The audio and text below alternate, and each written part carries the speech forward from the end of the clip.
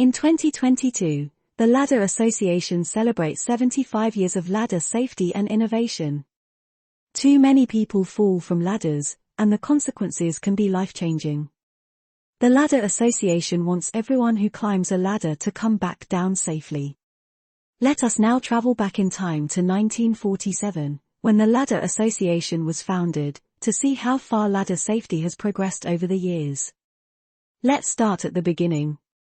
The Ladder Association was originally known as the Truck and Ladder Manufacturers Association. In those days, ladders were typically made of Canadian hemlock and Douglas fir. These ladders were popular among builders and scaffolders. It was not uncommon for them to be chopped up on the spot and burned in an oil drum brazier to keep the guys warm at the end of a job. The 1960s to 1970s still typically saw wooden ladders being the main ladder type in manufacture, with aluminium ladders just beginning to be manufactured toward the end of the 60s. There were also hybrid ladders made of wood stiles and aluminium rungs. Youngman was the first to receive a patent for their silver rung range.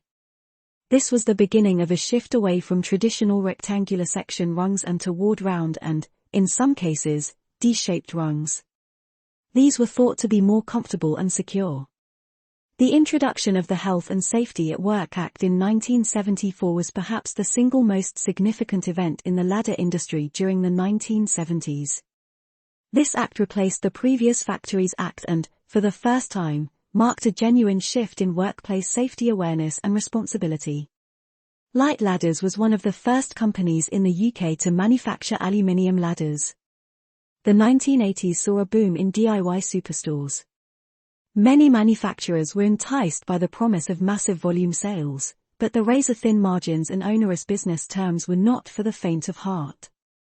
In the 1980s, Stevens and Carter introduced their lightweight D700 range, first seen in small volume in the late 1970s, and Youngman invested in fully automated production of their new DIY and Trade 350 ranges.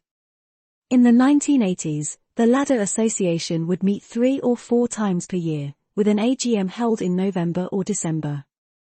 European standards work began in the 1990s, but the UK did not play a large part in the work and, as a consequence, did not see the benefits. Germany held the positions of chair and secretary on the Centre Committee, and so it was no surprise that, when the first edition of EN 131 was agreed, it was very similar to the then German standard. In 1996, Youngman acquired Stevens and Carter from Bett and moved all manufacture to Malden, Essex. The early 2000s saw GRP, glass-reinforced plastic, or fiberglass ladders begin to emerge as a cost-effective alternative to aluminium and wood, particularly for step ladders. The 2010s was an extremely busy decade for the Ladder Association, as we made great efforts to keep people working at heights safe. In 2010, the association took over the running of the Ladder Exchange campaign from the HSE, meaning users could continue to trade in their broken, bent, or damaged ladders for a shiny safe ladder at a discounted price. Over the years, the association has tried different approaches to encourage ladder users to change their ways. The example on screen is from the Idiots on Ladders campaign from 2011, which certainly got people talking. The Ladder Association was heavily involved in the revision of Ladder Standard EN 131, which was released in 2018. That same year, the Ladder Association launched its Get a Grip National Ladder Safety campaign. Its message was clear: if it's right to use a ladder, use the right ladder and get trained to use it safely. This campaign led to a successful awards season, as Ladder Association won the OPSS Regulatory Excellence Awards in 2019 and was a proud finalist in the Trade Association Forum Best Practice Awards for Marketing Campaign of the Year. Oh, and we hit another milestone before the decade was up: 10,000 people completed Ladder Association training in a single year. On to the 2020s now, and Gail Hounsley, Managing Director of Ladderstore, was appointed as the first female chair of the Ladder Association. In response to the COVID-19 pandemic, a new e-learning portal was released so operatives could complete the theory section of their training online. In 2021, Ladder Association launched a suite of updated ladder safety guidance for employers. It included a revised code of practice, the first major update since 2010. That summer, over 4,000 people attended a 90-minute ladder safety webinar. In 2022, the association raised serious concerns about unsafe telescopic ladders. Their landmark Telescopic Ladder Surveillance Survey report highlighted the availability of substandard telescopic ladders in the UK.